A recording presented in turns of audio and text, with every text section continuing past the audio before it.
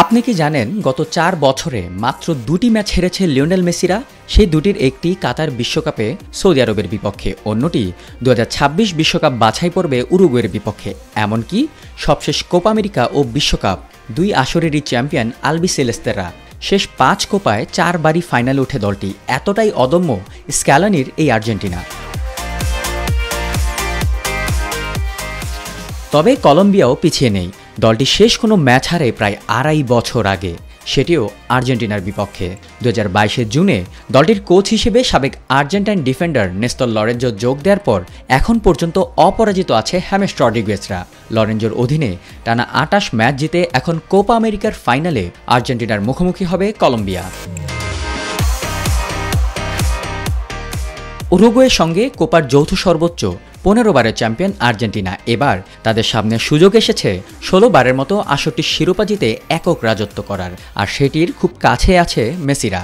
সেমিফাইনালে কানাডার বিপক্ষে ২-০ গোলে জিতে আর্জেন্টিনা ফাইনালে তাদের ৪-৪-২ ফরমেশনে খেলবে, যেখানে সদ্যই ইনজুরি থেকে ফেরা মেসিকে আবারও দেখা যাবে পিভটাল রোলে।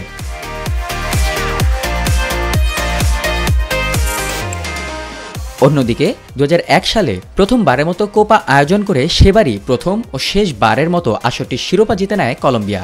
এরপর ৮ বারের কোনোটিতেই আর ফাইনালে পা রাখতে পারেনি দলটি। এবার তাদের সামনে সুযোগ এসেছে এক নতুন ইতিহাস তৈরি করার।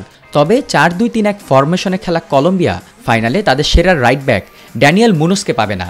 সেমিতে উরুগুয়ের বিপক্ষে লাল কার্ড দেখায়, ফাইনালে তার বদলি দেখা যাবে সান্তিয়াগো আরিয়াসকে।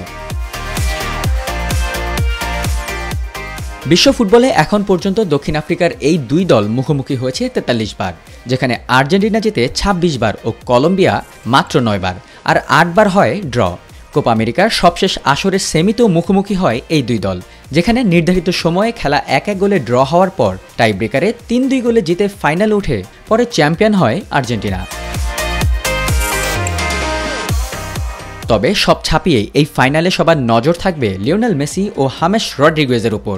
চলতি কোপায় এখন পর্যন্ত ৬ অ্যাসিস্ট করে এক আসরে মেসির করা সর্বোচ্চ ৫ অ্যাসিস্টের রেকর্ড ভেঙে ফেলেন হামেস। ফাইনালে তাই হামেসকে ছাড়িয়ে রেকর্ডটি আবারও নিজের করে নিতে চাইবেন মেসি। ফ্লোরিডার হার্ড রক স্টেডিয়ামে ম্যাচটি শুরু হবে বাংলাদেশ সময় ১৫ জুলাই সোমবার ভোর ৬টায়।